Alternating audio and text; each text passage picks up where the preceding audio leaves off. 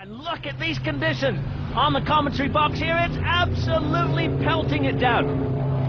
And there's no question about it right now that this track is almost undrivable. Wet or dry, the 52 Lotus goes up there. Robert Ross just been. Now this is down at Knickerbrook. That's the number 8 Selena. The 9 is coming down in towards it. Oh my God, that is a massive shot between the number 9 and the number 8 Selene. Two cars, teammate cars. Cars in the same stable, and they have made a serious contact. That is the Viper, I think, just up there. Steve Watson, number 38. The Marshall needs to be getting out of the way. And oh my God.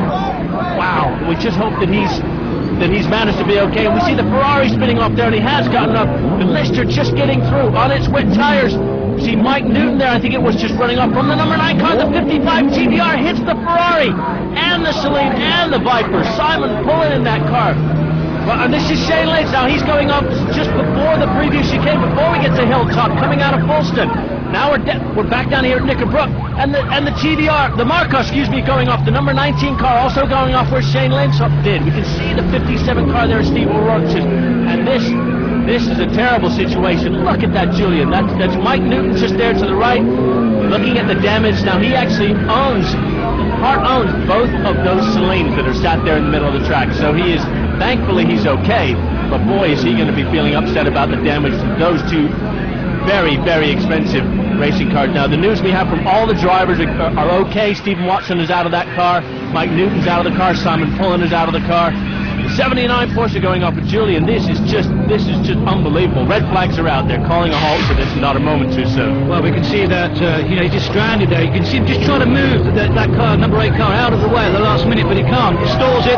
And wow, this is a hell of an impact. Boy, oh boy, they were both very, very fortunate. But, completely passengers, there's absolutely nothing they could do about that. We're on board now with Mike Newton in the number 9 car. You can just listen. You can hear the revs just spin up. There's no grip at all, and he's just a complete passenger. Wow, you just saw that yellow flag there on the outside, but you couldn't see that or the car down in the distance, could you?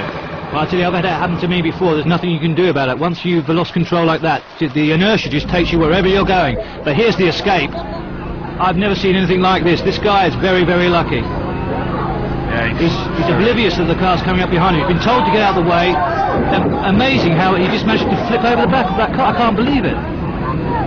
Oh, and I tell you what, I think because of the damage to the back end of the Viper, it was up in the air, and he managed to almost slide underneath it. That was an unbelievable escape. In these situations, you're much safer actually staying in the car and trying to get. Now we're on board with the Ferrari. Wow, what an impact!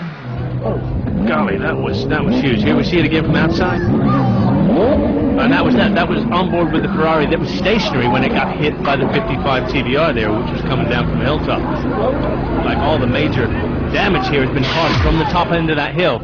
And look at this. I mean, we're talking thousands, hundreds of thousands of pounds worth of damage, and luckily there is nothing more than very, very expensive racing cars. The news we have is that the Marshal's been a little bit injured, but on the whole, there has been no serious injuries, which is extremely, extremely fortunate. Well, in these conditions, obviously no racing can take place, and they've got a heck of a lot of cleaning up to do to get this track race ready.